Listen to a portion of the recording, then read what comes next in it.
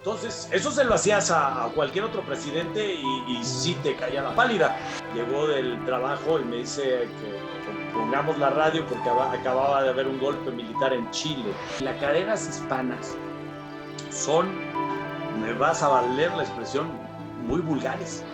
Y el que tenía mucho jale por arriba del calabozo, que el calabozo sí se volvió famoso, era el de radio en la mañana.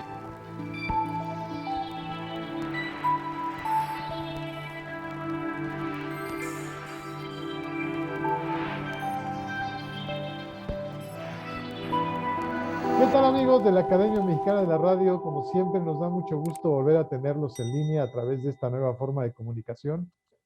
Ya saben, 100 años de la radio en México, 100 entrevistas para que usted conozca a los personajes que le han dado forma, vida, tanto antes como ahora, como le van a dar después a este medio de comunicación que lejos de estar, pues como dicen algunos, medio desaparecido, no hombre, está más vivo que nunca. Y en esta ocasión tenemos a un personaje que de verdad ha vivido mucho tiempo en la radio, por muchos años, ha hecho diferentes tipos de programas, comenzó con programas un poquito de relajo, noticias, programas de reflexión, ha estado con muchos conductores, acompañado de otros locutores y de conductores de radio, de televisión. ¿De quién hablo? Del mismísimo, del buen, del que echa buen cotorreo y da las noticias de forma muy especial, Esteban Arce. ¿Cómo estás, Esteban? Gusto saludarte. Bien, muchísimas gracias, gracias por la invitación. Qué amables, caray. No, tenías que estar en estas 100 personalidades de la radio porque ¿cómo olvidar aquellos tiempos de WFM? ¿Cómo Sí, olvidar hombre, aquellos tiempos de esa radio? Pero vámonos con la primera pregunta que le hacemos a todos nuestros personajes, si me lo permites, Esteban. venga. ¿Cuáles son tus recuerdos más lejanos, si es que recuerdas algo, que estoy seguro que sí, de la infancia, de la radio? ¿Qué escuchabas? ¿Qué escuchaban tus papás? ¿Cómo era la radio de aquel entonces? Pues mira, yo con mis hermanos, pues me remonto a la amplitud modulada. Oíamos música, La Pantera, me acuerdo, Radio 590, La Pantera, porque ahí era donde podías escuchar algo de la música, pues que a veces le gustaba a mis hermanos que eran mayores, y era la primera referencia que yo tenía. Luego cuando ibas a la escuela, ya sea en camión o que te llevara a alguien, te diera un aventón, venías oyendo, pues, dice, entérese sin tener la vista fija, ¿te acuerdas aquel eslogan de algún noticiero? Y también, obviamente, pues me acuerdo cuando mi mamá me llevaba y se hacía tarde, ponía en la hora del observatorio misma, dejaste la hora de México, y te ibas refinando todos los anuncios esos de Carlos Cerro, el hombre bomba, y Trajes Pérez, y todas esas cosas que la verdad que nunca se te van a olvidar. Entonces, yo creo que esos son los referentes más fijos que tengo de la radio pues,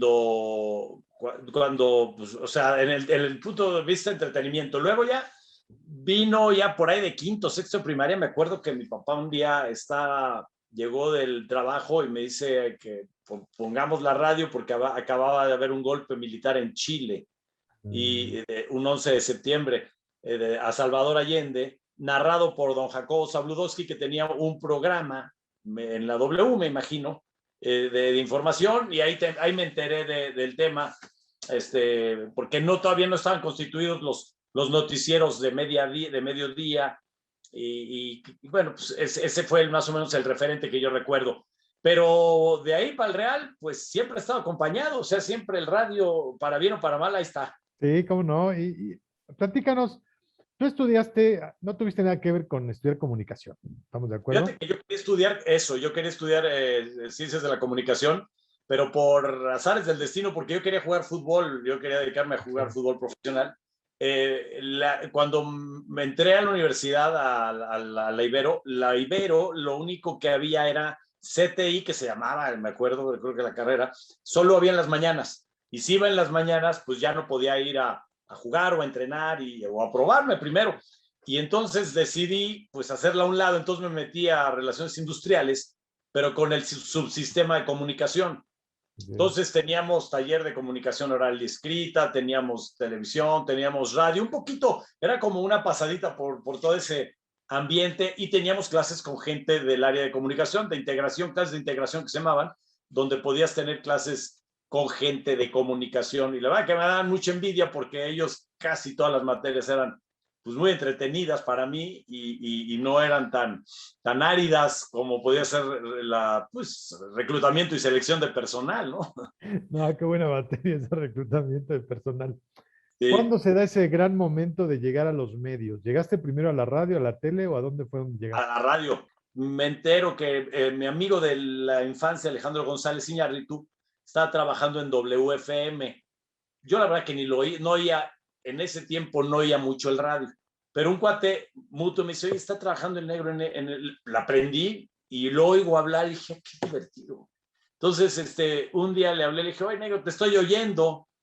Ah, qué buena onda, a ver, date una vuelta. Y me di una vuelta en Karachi, estaban las instalaciones de WFM, y ahí empecé, porque fue el año 1985, el negro me dice, oye, 86, terminando el mundial, me dice, oye, a ver si un día vienes y hacemos algo. Le dije, órale, ya vas. Yo la verdad, con haberlo ido a ver un día y ver lo que hacía, me gustó mucho y estaba muy entretenido, pero era una estación muy enfocada a la música. Entonces, es decir, le metían la música y por eso empezó a tener bastante, porque era música en inglés, cosa que no era muy común que una estación de radio de FM se dedicara a música en inglés, o era clásica o era radio hablada. Entonces, había una que otra, creo que estaba Stereo 100, nada más, y empezaba, se llamaba Rock, Rock Rock 101, 101. Salas, que lo hacían muy bien también. Entonces el negro y todos ellos empiezan a jalar por ese lado y un día me invitó y me dice, oye, ayúdame porque siempre se te han ocurrido cosas raras.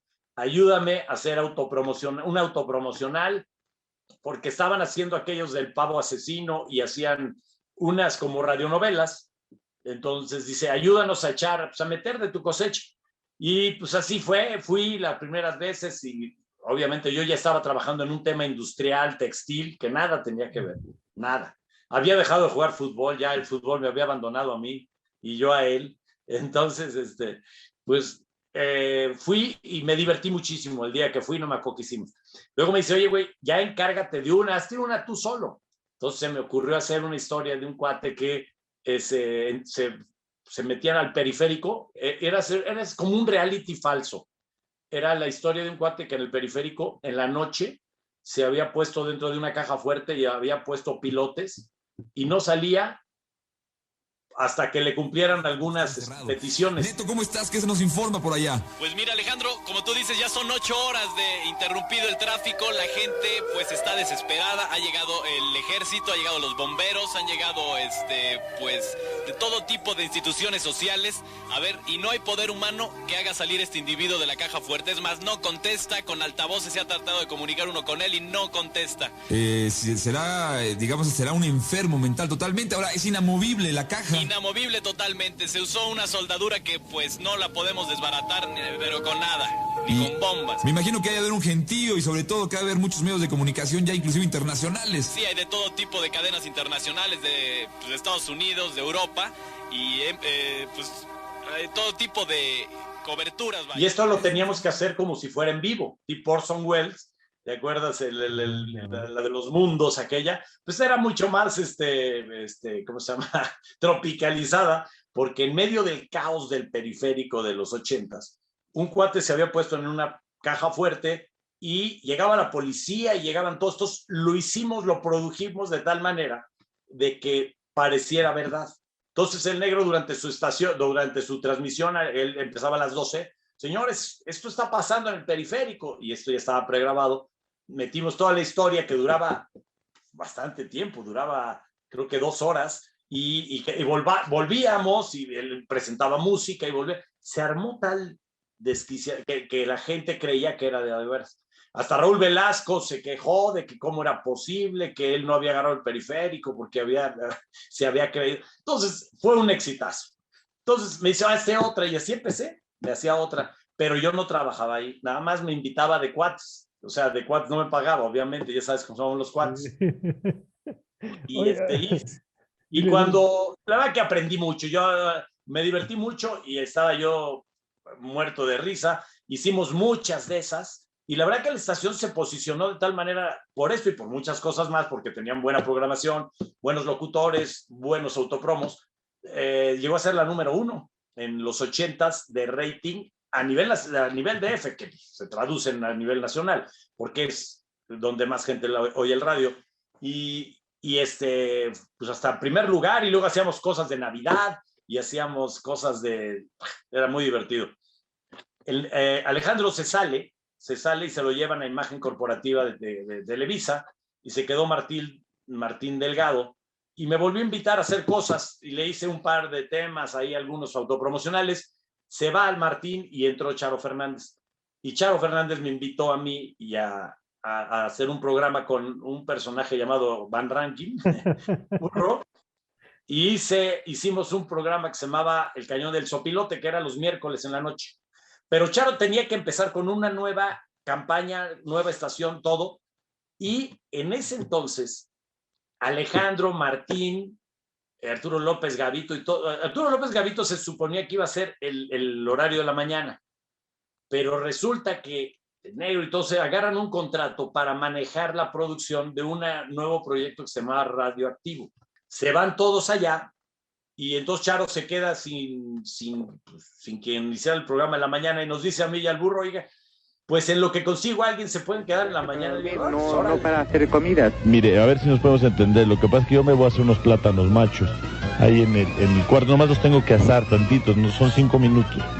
Yo lo entiendo, pero eso no es posible, ¿eh? O sea, entonces es preferible poner las cosas de antemano en claro, que la parrilla de la habitación no puede estar.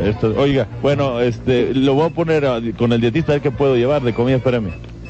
Aquí Callahan. Bueno, dígame. Aquí Callahan, de Costa Rica. Sí. ¿No puede llevar sus alimentos el señor Otomoro? O sea, cocinar en la habitación, no, señor. Mire, señor, no hay que cocinar, no crea que va a cocinar con aceite ni nada de eso, humo, no, sino es más bien elaborar algunas ensaladas, señor. Mire usted, todo aquello que implique una parrilla, que implique cocinar, no es posible porque no es hotel. Y ahí empezó, en realidad ahí empieza, porque todo lo demás había sido programas de repente. Ya el de los miércoles ya era un poquito más seguido, pero pues no era como dedicarte a eso, era ir a cotorrear los miércoles en la noche con el burro, decir una bola de taradeces y irte a dormir. Aquí ya era irte a las 7 de la mañana, de 7 a 9 o 7 a 10 creo que era el horario, y empezamos, y la verdad que fue muy exitoso, porque pues, no era el típico horario de WFM. Hacíamos bromas, hacíamos de todo, y ahí se fue para arriba. Y eran bromas que trascendieron, recuerdo muchas que hicieron. De hecho, ahí tu amigo el burro perdió la amistad con Luis Miguel, ¿no? Porque creo que en una de esas, sí, claro. Sí. En una de esas, sí, bueno, perdió esas amistades, porque mira, no había estos aparatos, no había los teléfonos, no había ni los SkyTels, nadie te avisaba de que te estaban cotorreando. Entonces, cuando querías ver, la broma era en vivo y todo el mundo caía, muchos. Entonces, pero eran por encargo la mayoría. Hoy tú me decías, oye, háblale a un cuate mío que va a vender unas pinturas, y con eso te dejabas ir.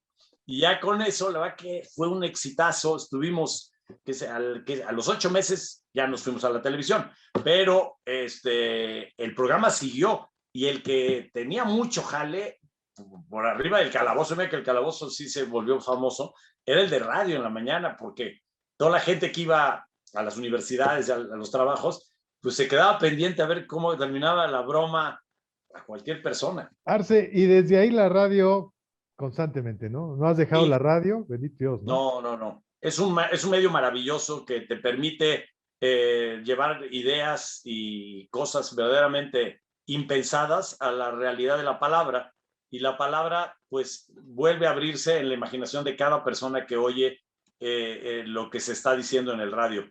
Es un medio muy versátil, es un medio muy directo, y a diferencia de otros, con la llegada de los streamings y el internet, pues no solamente no se opaca, sino que sigue teniendo la influencia vital, diaria, en los automóviles, en las oficinas, en los centros de trabajo, ante lo que le llaman noticias de último momento, las breaking news.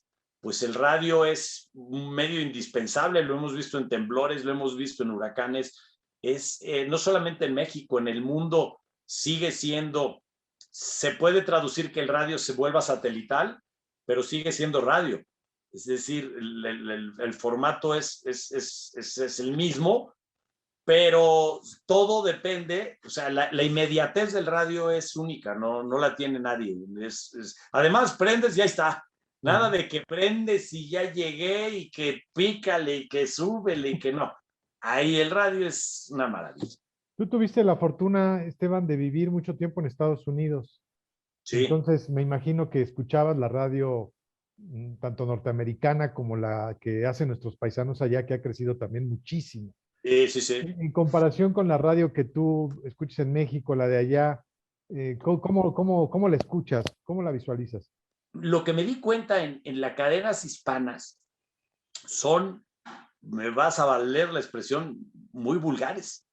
O sea, como no hay una limitación de idioma, de perfiles, porque están en español, ellos controlan muy bien el inglés, lo que es el inglés, pero la parte en español dicen unas vulgaridades que no tiene ciudad, salvo contadas excepciones y que lo hacen bastante bien, pero es muy difícil entrar a un medio que es mucho más, mira, aquí el radio es más urbano, cuando no es el que hago yo, el de allá es más, pues más campesino, podríamos llamarle, o sea, es decir, el campesino que se va a trabajar allá es la gran mayoría de los hispanos que viven allá, en el tema agrícola, en el tema de trabajo, y tienes que hablarles a esos mexicanos en ese idioma, y no es fácil, ¿eh? O sea, hay cuates que lo han hecho muy bien y se han posicionado, y ahorita son unas industrias allá, el Piolín y todos esos carnales que les ha ido muy bien,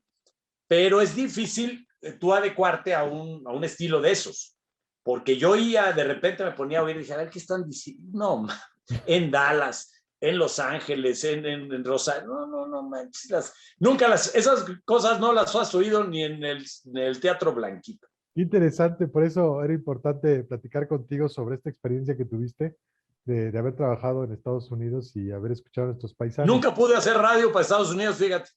Hice televisión, estuve en Univisión, estuve en Telemundo 6 años, hice televisión allá, pero radio me quedé con las ganas. Y fíjate, con la radio irreverente que hicieron ustedes, para que nos digas que no pudiste hacer radio allá, es que sí está muy no, canijo, es ¿verdad? que no tienes una idea, es que si lo oyes dices, no, pues prefiero no hacerlo. Actualmente tienes un programa de radio en imagen, donde Sí. das noticias. ¿Cómo equilibrar, Esteban, la noticia con el estilo que tú tienes muy particular de compartir contenido? Mira, esto fue un proceso bastante interesante. Cuando regresé de Estados Unidos, estuve trabajando 2 años en Radio 13 aquí, y luego me fui con Carlos Quiñones, que en paz descanse, me fui a trabajar a Estados Unidos en televisión, y desde allá hacía mi programa para México, para Radio 13. Entonces le pusimos Loco Mundo Internacional, y yo tenía 2 cuates aquí en Polanco, yo lo hacía desde allá con un equipo Combrex, y la verdad que fue muy exitoso. Tenemos varias preguntas, Carlos. A ver, vámonos por partes. Una es, ¿en realidad estuviste ahí en Indonesia o estabas en el bordo de Soshaka como se manejó en este programa? Bueno, hay versiones en todos los sentidos. Yo quisiera no pronunciarme al respecto. La segunda es, ¿de dónde diablos sacaste ese chaleco que te llevaste a Indonesia? Porque dicen que ahí te guardabas los vuelve a la vida, que luego fueron los que te enfermaron. Cuando regresé ya definitivamente a México, estuve un tiempo buscando, y Grupo Imagen me abrió las puertas, y era un programa como, haz de cuenta, como un símil de un noticiero. Y era el formato de eso, pero en realidad no era ni noticiero, ni formaba parte de la parrilla de noticias de Imagen, y estaba divertido, la verdad que estaba bastante agradable, era de 1 hora, y estábamos en la estación, en la otra estación que se llama Reporte. Cuando se vende Reporte y se depura lo que es todo el contenido, me invitan a hacer el programa ya para Imagen, que era la estación nacional.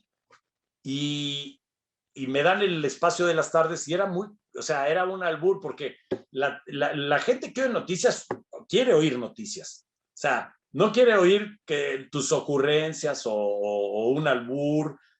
Si por ahí sale algo, te lo aceptan, pero la gente quiere enterarse. Entonces, cómo mezclar todo eso fue bastante interesante, porque a la gente que también nos oye por el estilo y le llega a gustar, no le puedes cambiar el estilo mañana a ser el Abraham Zabludovsky. Ni te la creen, ni lo eres, y no va a jalar.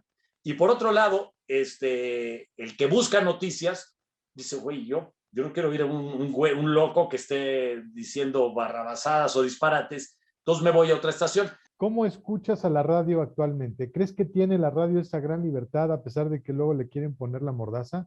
¿Cómo ves esta libertad en la radio? Mira, yo te voy a decir una cosa. Yo he escuchado programas de radio actualmente que nunca había escuchado en otras épocas. Y de verdad que yo te voy a decir una cosa. Yo no comparto, digo, en parte casi nada de la 4T, pero por ejemplo, hay programas como el de Chumel, que están hechos para reventar, bueno, se la pasan de principio a fin reventando al presidente, ya todo su orden de gobierno. Hay programas como el de Carlos Loret, también muy duros, muy críticos, que tampoco oías en otros sexenios. De que sí ha habido algún tipo de raspada, pues las raspadas son en la mañana y sí te las contestan durísimo. Pero en el sentido de que, por ejemplo, esos programas donde ya la burla es desde el principio, desde que pita el árbitro hasta que acaba el partido, sobre de él. Entonces, eso se lo hacías a cualquier otro presidente y sí te caía la pálida. Ahora, yo tengo una teoría, o no los oyen, o le vale gorro al presidente. Esa teoría me gustó que mientras prevalezca no pasa nada, ¿no? Que seguir haciendo mira, yo creo que tienes que tener una actitud responsable. El medio no deja de ser un medio, una concesión. La concesión la tiene alguien, un concesionario. Tú trabajas para él. No quiere decir que te rijas con lo que piensa el dueño de la estación, pero sí tener la responsabilidad de cuando menos ser prudente y no ser ofensivo, no ser grosero, ni insultar a personas, criticarlas lo que se valga, pero no meterte ya en temas personales, yo creo que salen sobrando. Esteban, podemos echarnos plática de radio un hombre. Pero a ver, dinos, ¿dónde exactamente te ven, tus redes sociales, para que conozcan más de tu trabajo y recuerden aquellos tiempos del Cañón del Sopilote, se llamaba, ¿verdad? Sí, el Cañón del Sopilote. Era un lugar horrible cuando ibas por la carretera vieja a Acapulco, siempre hacía calor. Entonces, de ahí te entraba. Pero mira, yo estoy en Imagen Radio, a las 6:30 de la tarde, todos los días, de 6:30 a 8. Lo pueden ver en internet, en cualquier lugar del interior del país, pero también en cualquier repetidora de Grupo Imagen que tiene cobertura nacional o alguna de las afiliadas. Mi correo electrónico es Stark, como Esteban Arce, partido en 2, 62, que es el año en el que nací, @hotmail.com. Ahí les va, Stark62, @hotmail.com. Ese es mi correo directo, y también Stark62 es en Twitter, que es la única red social que manejo porque me metí a las otras y pues, te quitan mucho tiempo. Entonces Twitter es como de arrabal, así es como rudísima. Esteban, tenías que estar en estas 100 personalidades de la radio. Muchísimas gracias, de verdad por todo lo que has hecho, lo que hiciste en WFM, lo que estás haciendo actualmente, desde luego que ya queda para la historia. Te agradece mucho la Academia Mexicana de la Radio este espacio, este momento. Esta es tu casa, para lo que gustes y mandes. Y síguenos deleitando con esa radio que haces actualmente, porque de verdad que es muy grato escucharte en las tardes con tu equipo y con estos comentarios que son muy agradables y muy diferentes. Muchas gracias a ustedes, de verdad, felicidades por lo que hacen, felicidades por el esfuerzo de mantener esta industria como la tienen y siempre viendo por ella. Gracias, felicidades, y bueno, ahí se ven.